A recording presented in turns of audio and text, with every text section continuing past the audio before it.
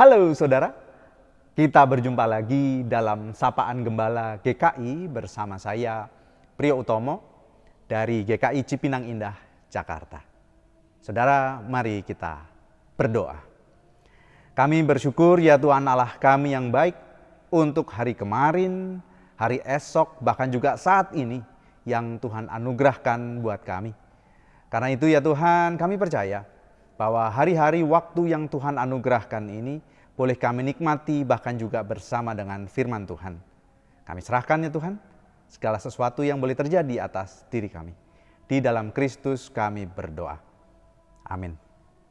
Saudara, saat ini saya hendak berbagi saja perenungan dari Alkitab kita, dari Injil Markus pasal yang pertama, ayat 35 sampai 39. Markus 1 ayat 35 sampai 39. Saya akan bacakan dari Alkitab Terjemahan Baru edisi yang kedua. Begini bunyinya ya. Pagi-pagi benar waktu hari masih gelap, ia bangun dan pergi keluar. Ia pergi ke tempat yang terpencil dan berdoa di sana. Simon dan kawan-kawannya pun mencari-cari dia. Ketika mereka menemukannya, mereka berkata kepadanya, "Semua orang mencari engkau." Jawabnya, "Marilah kita pergi ke tempat lain, ke kota-kota sekitar ini, supaya di sana juga aku memberitakan Injil, karena untuk itu aku telah datang." Lalu pergilah ia ke seluruh Galilea, memberitakan Injil dalam rumah-rumah ibadat mereka dan mengusir setan-setan. Ya, demikianlah saudara, pembacaan firman Tuhan bagi kita pada saat ini. Saudara, apakah saudara sedang dalam keadaan kepepet? Apakah banyak hal mepet-mepet saudara? Nah, mungkin kali ini tidak. Tapi kita pernah, saya percaya kita semua pernah kepepet, keadaannya serba mepet. Dan ini artinya kita menemukan ada begitu banyak kebutuhan. Ada begitu banyak kewajiban. Ada macam-macam pertemuan yang harus kita penuhi. Betul tidak? Nah, karena itu begitu banyak hal itu yang kita butuhkan adalah uang. Nah, ya, uang. Kita butuh dana untuk bergerak. Ekonomi, finansial semuanya harus bergerak begitu ya. Supaya terjadi apa yang kita harapkan. Tapi ternyata juga ada hal yang lebih besar, lebih banyak, lebih umum daripada itu. Yaitu kita membutuhkan waktu. Waktu, kita membutuhkan waktu juga. Dan ketika segala sesuatunya rasanya serba terbatas, pas-pasan, apa yang bisa kita lakukan saudara? Kita butuh orang lain. Maka kita kontak si A, si B, kita hubungi si C, si D. Supaya apa? Kita dapat bantuan. Ya syukur-syukur kalau kita bisa katakan dengan apa adanya. Dengan jujur, dengan lugas. Tapi kadang-kadang kita juga enggan ya. Aduh, gimana rasanya gitu. Makanya kita kasih kode-kode. Nah, disitulah persoalannya saudara. Bahwa apa yang kita sampaikan itu belum tentu bisa ditangkap. Belum tentu mau ditangkap oleh orang-orang itu.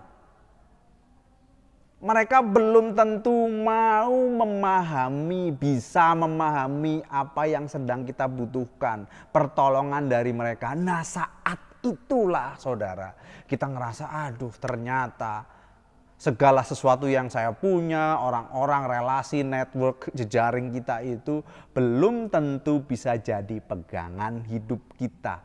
Kita tidak bisa bergantung pada orang lain. Kalau sudah sampai di titik itu, apa yang kita lakukan saudara? Berdoa, "Tuhan tolong, saya udah kepepet banget ini. Mepet semuanya, gimana ini Tuhan?" Nah saudara, kalau sudah sampai begitu, apakah ini namanya cara yang salah? Kalau buat saya tidak hendak mengatakan mana yang salah, mana yang benar. Tapi kita bisa belajar dari sebuah kisah singkat tentang seorang yang kepepet, yang keadaannya serba mepet. Siapa dia? Yesus. Iya, betul. Saya percaya Yesus ini seorang yang sangat sibuk. Sampai-sampai dia harus mengambil waktu khusus pagi-pagi ke tempat yang terpencil. Mungkin supaya gak diganggu orang, gak ketemu siapa-siapa. Bisa fokus untuk berdoa. untuk berjumpa, merayakan, menghidupi hubungan dengan Bapa yang mengutus dia. Dan karena itulah saudara-saudara, kita pun berdoa. Kita juga berdoa kan saudara? Kita berdoa bernapas, sadar bahwa kita ini hidup. Dan ketika kita bernapas dan hidup itu, kita juga sadar, wah ternyata ada yang memberikan hidup buat kita. Kita jadi tahu, kita jadi sadar betul hidup kita ini tidak bisa lepas dari Allah Bapa yang memberikan segala sesuatunya dalam hidup ini. Maka ketika kita kepepet, ketika Yesus juga kepepet, kita bisa melakukan apa yang harus kita lakukan. Kita jadi orang seperti Yesus yang menjalankan panggilan Allah Bapa kita di tengah hidup kita. Yesus gak perlu seperti orang lain yang mungkin kalau diajak pergi, tunggu dong bro, tunggu ya sis ya. Kita ngopi-ngopi dulu, santai, siap-siap. Yesus menjalankan apa yang jadi panggilan Bapa buat dia, pengutusan Bapa buat dia. Seperti dia katakan, karena untuk itu aku telah datang. Dia tahu panggilan hidupnya, kita juga tahu panggilan hidup kita, maka kita fokus untuk jadi diri sendiri. Gak perlu bayangkan susah-susah ngayal gini gitu, halu jadi orang lain. Kalau jadi orang lain bisa ini bisa itu, maka saya siapkan ini dan itu. Tidak perlu. Yesus menjadi dirinya sendiri, mengikuti panggilan pengutusan Bapa. Dan karena itulah dia, bahkan juga kita, saudara, jadi orang yang juga fokus pada apa yang bisa kita lakukan.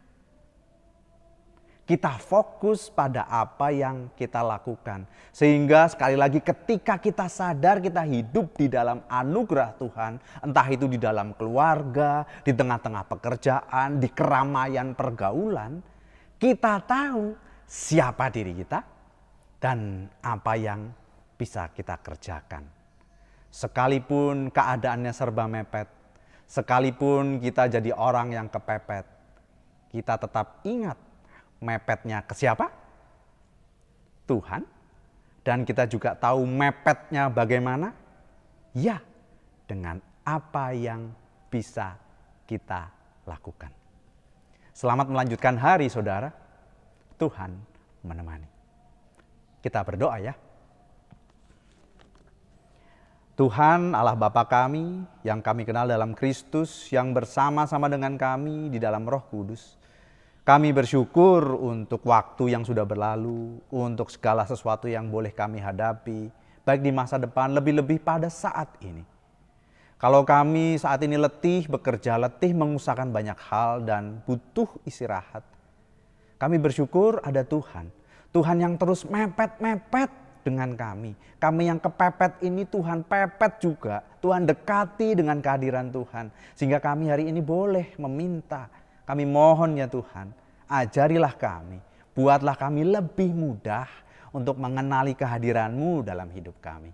Sehingga kami punya kekuatan, punya kesabaran, ketangguhan, punya pengharapan. Karena ada Engkau yang hidup, berjalan, berjuang bersama dengan kami. Terima kasih untuk itu ya Tuhan. Kami mau sambut hari-hari kami yang baru, waktu-waktu yang ada di depan kami. Karena kami percaya ada Engkau. Terima kasih Tuhan. Di dalam Kristus kami berdoa, jadilah kehendak-Mu. Amin. Sampai jumpa lagi, saudara.